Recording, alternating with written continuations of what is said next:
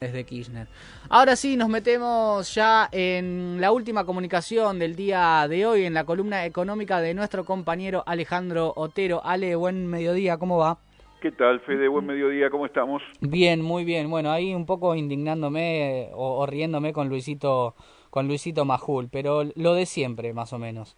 Escúchame, Ale, te había comentado en la semana que había algo que me interesaba charlar, porque algo que se viralizó en Twitter de parte de este economista Matías Surt, es un economista enterriano que vive en la ciudad, en la provincia de Buenos Aires, y que decía que esto de la deuda y la fuga era un relato impuesto lógicamente por el kirchnerismo para desprestigiar el modelo económico de Mauricio Macri. Caramba, sí, lo vi. Bueno, él repite cosas que muchos otros también dicen, básicamente para tratar de ocultar el sol con el dedo de una mano, ¿verdad? Es decir, para tapar o disimular o minimizar lo que es innegable y constituye, yo diría que tal vez el problema más importante que tiene la Argentina contemporánea como desafío a resolver para poder generar un proceso de desarrollo sostenible, que es la fuga de capitales, ¿no? Primero entendamos eso lo pone bien, digamos, qué es lo que se denomina la fuga, porque cuando uno dice la fuga parecería que es que son recursos Sí. que fugan al exterior. Cuando hablamos de la fuga es lo que técnicamente se denomina la formación de activos en moneda extranjera, Sí. que puede ser que efectivamente se radiquen en el exterior, es decir, que se convierten en dólares en el territorio nacional, es riqueza generada por el trabajo argentino que de alguna manera se dolariza, se convierte en dólares y se radica en el exterior. Recordemos que los datos más confiables indican que a lo largo de los años la Argentina tiene algo así como un PBI radicado en el exterior en estos activos en moneda extranjera. Pero también se considera fuga aquellos recursos que son generados por el trabajo argentino, que se dolarizan y no se van al exterior, pero salen de la economía, van al colchón, a la caja de seguridad, no vuelven como inversión al circuito económico.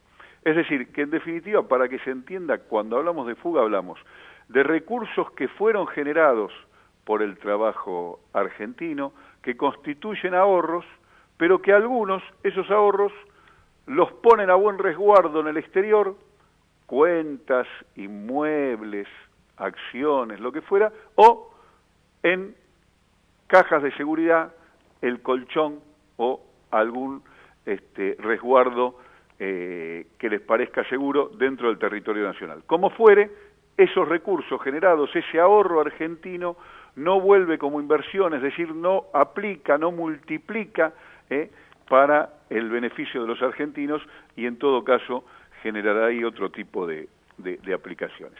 Ese constituye uno de los problemas más severos que tiene como desafío la Argentina, y con el macrismo, sin duda, se produjo un agravamiento de esto que es una tendencia que efectivamente es anterior al macrismo, se produjo un agravamiento, pero además esa fuga se financió de la manera más costosa para el pueblo argentino, que es vía endeudamiento. Vayamos por partes, yo quiero tomar dos cosas de las que dice este economista que vos citaste. Bien. Lo primero que él dice es, ¿por qué se produce la deuda? ¿Por qué se produce la deuda que financia la fuga? Porque hay déficit. Sí, Entonces, hace mucho hincapié en eso, en el déficit fiscal. mucho hincapié. Entonces, el primer punto es desmentir esto. Ujú. A ver, vamos por partes. El déficit puede ser financiado, el déficit público, la diferencia entre el gasto y los recursos que tiene el Estado, puede ser financiado con endeudamiento o Sí. con emisión. El déficit es la diferencia entre una cosa y la otra, entre los recursos del Estado y el gasto.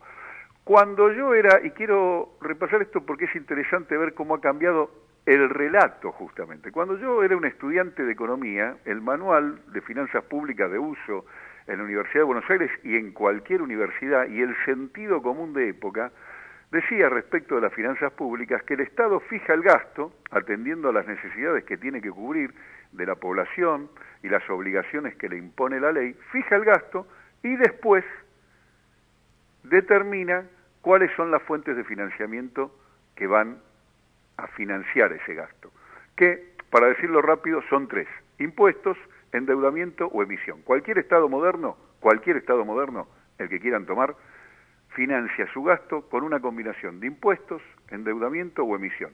Podrá ser más de uno o menos de otro, pero cualquier Estado moderno combina esas tres formas, a veces más de impuestos y menos de endeudamiento, a veces más de endeudamiento y menos de impuestos, a veces más de emisión, a veces menos de emisión, pero cualquier Estado financia el gasto de ese modo. Y la lógica era, en aquel entonces, que el Estado fijaba el gasto como parte de una decisión política, atendiendo a las necesidades que quiere cubrir: salud, educación, seguridad, justicia, defensa, desarrollo económico, atención a las jubilaciones, etcétera.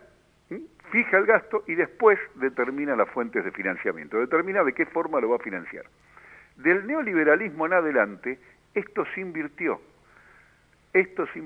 y parecería ser que el sentido común de época y los nuevos manuales de finanzas públicas dicen: el Estado fija los recursos que obtiene y luego determina el gasto. Es decir, que el gasto se debe ceñir a los recursos. Por eso el déficit se suele definir como el exceso de gasto sobre los recursos.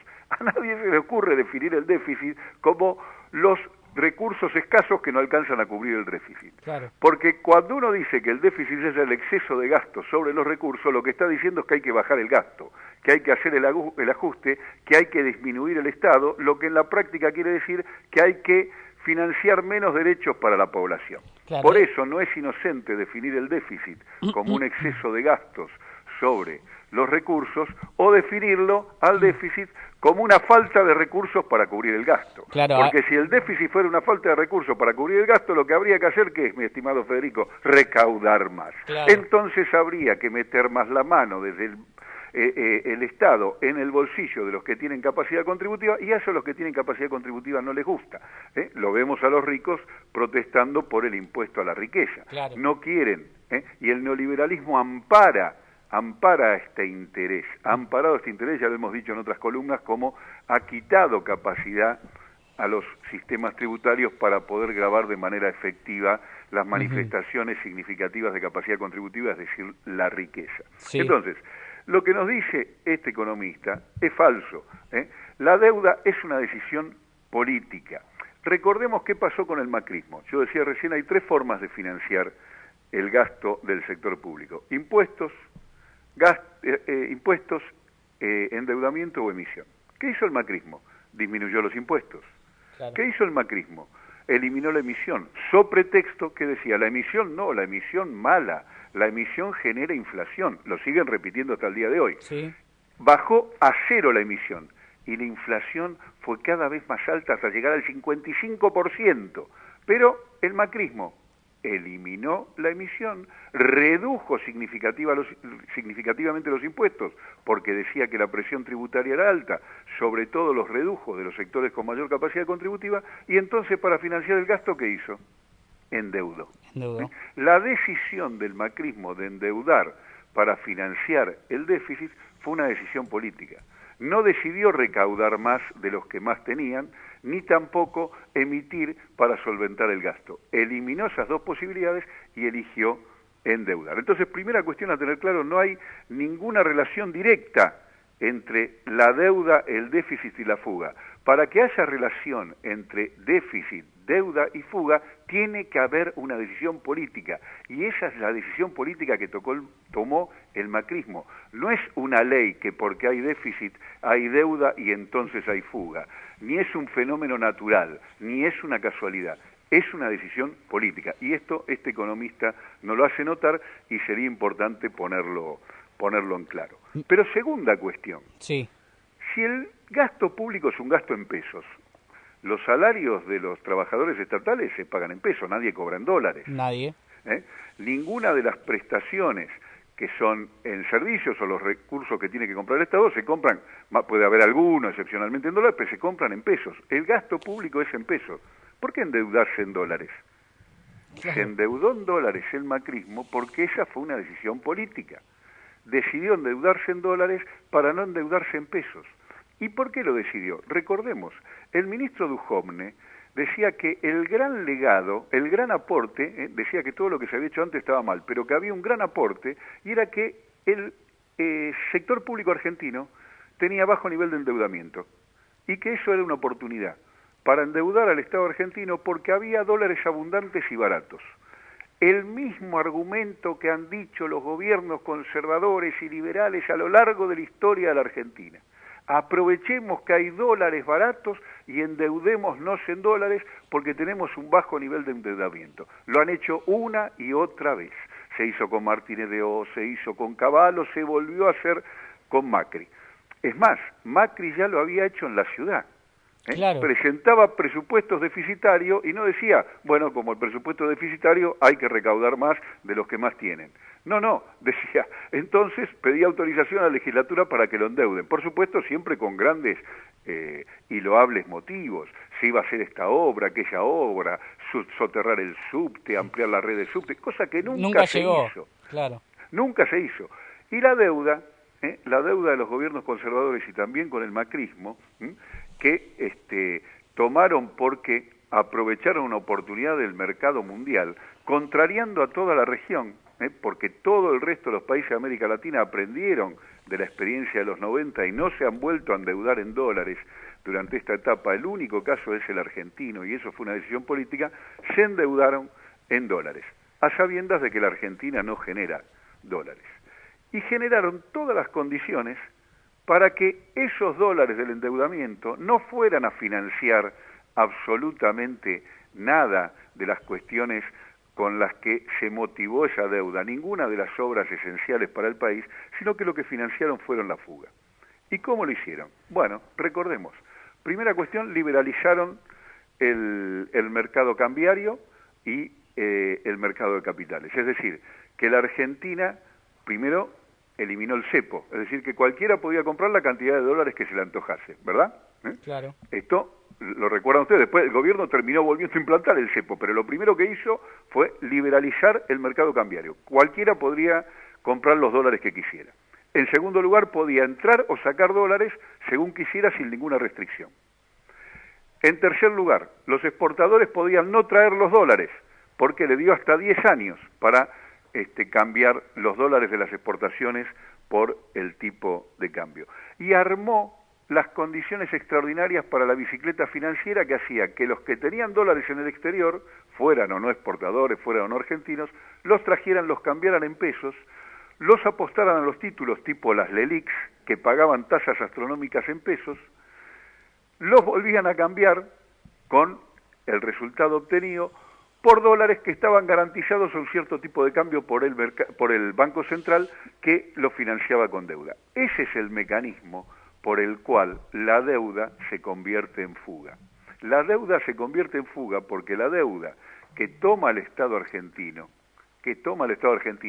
termina financiando un tipo de cambio que permite que aquellos que tienen capacidad, no el vecino de mi casa, ni el de tu casa, que podrá comprar 5 o 10 dólares, sino aquellos que tienen capacidad de hacerse de activos en dólares, de hacerse de esas monedas fuertes en cantidades significativas, lo hagan a un tipo de cambio que solo es sostenible porque el Estado se endeuda, porque no constituyen reservas reales que permitan sostener ese tipo de cambio. ¿Se entiende? Claro. Entonces, ese mecanismo de endeudamiento para sostener un tipo de cambio que les permite a algunos, y esto el informe del Banco Central lo ha dicho muy claramente, el 1% de las personas humanas y el 1% de las empresas de la Argentina explican más de 2/3 de lo que fue la fuga de capitales en el macrismo. Entonces estamos hablando de un sistema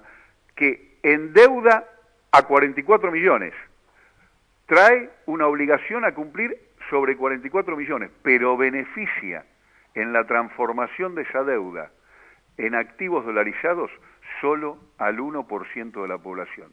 Muchos de ellos, los mismos que forman parte de esa minoría a la que ahora se le quiere generar un impuesto a la riqueza y se oponen terminantemente. Insólito, increíble. Ale, Una última cuestión, déjame decir, porque sí.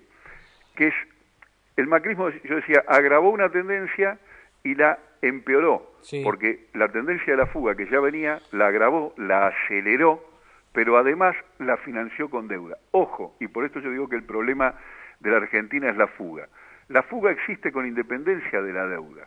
Es verdad que también durante los gobiernos K hubo fuga en cantidades significativas. No se financiaba con deuda, se financiaba con saldos exportables positivos, pero la fuga también existía. La fuga se puede financiar con excedente de exportaciones sobre importaciones, es decir, con dólares genuinos, o se puede financiar con dólares provenientes del endeudamiento. Claro. Evidentemente que la fuga se financie con dólares provenientes del endeudamiento es mucho peor, porque encima que tenés fuga te queda la deuda. Ahora, también es un problema, y por eso digo que es un problema a resolver, cuando la fuga se produce y es financiada por excedentes de exportaciones. Aun cuando ahí la fuga no genere deuda, no deja de ser un problema tan grave como lo es, porque significa, insisto, por eso lo decíamos al principio y con esto cierro, la fuga significa que hay trabajo argentino, riqueza generada localmente, que constituye ahorro, que no vuelve como inversión para el beneficio del conjunto, sino que queda en manos de unos pocos que lo convierten en dólares y lo capitalizan para sí, sin ningún beneficio para el conjunto de la población, que fue la que ayudó a generar esa riqueza. Claro, la fuga es un problema, pero es un problema totalmente mayor cuando se financia con el hambre y el sufrimiento del pueblo argentino. Más o menos así lo entendí, Ale. La verdad que es muy importante esta aclaración porque últimamente se da mucho en Twitter esto de usar palabras difíciles o términos económicos para comentar una media verdad y cuando uno la empieza a desmarañar, se ve el tinte liberal o neoliberal en el fondo de la cuestión y ahí lo explicabas muy bien en cuanto a la situación del déficit fiscal, ¿no? Fede, no te quepa ninguna duda. Fíjate que el argumento de esta persona dice, bueno, pero los dólares que llegan al país, el gobierno los transforma en peso y paga sueldos, paga a los proveedores, paga jubilaciones, como si el cambio fuera 1 a 1. Es como que él dice, no importa, está la fuga, está en dólares y está la misma riqueza generada localmente. Es muy engañoso ese argumento, porque ese argumento, que obviamente lo contradice la cosa evidente, existen algunos que tienen activos en dólares y son millonarios en dólares, mientras el resto del pueblo argentino se empobreció. Entonces ahí hay algo que está mal, porque lo que él no está mencionando, y eso es por ahí para analizar en otro momento, son las devaluaciones y los tipos de cambio. No existe el 1 a 1, la experiencia del 1 a 1 ya la vimos. Entonces, esa relación es lo que hace que más allá de que acá haya un cambio de dólares por pesos, justamente por esa relación, los que quedan posicionados en dólares se enriquecen y los que quedan posicionados en pesos se empobrecen, porque en el medio está la devaluación.